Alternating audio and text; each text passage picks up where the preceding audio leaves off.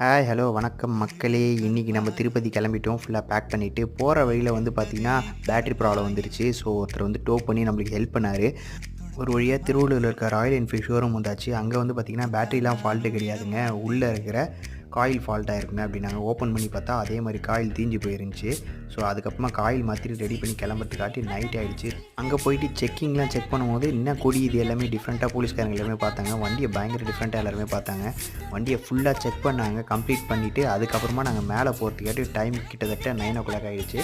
அதுக்கப்புறமா 9 o'clock நாங்கள் போய் க்யூவில் நின்னோம். க்யூவில் நின்று சாமி தரிசனம்லாம் முடிச்சுட்டு வெளியே வரதுக்காட்டியும் ரொம்ப கஷ்டப்பட்டோம்.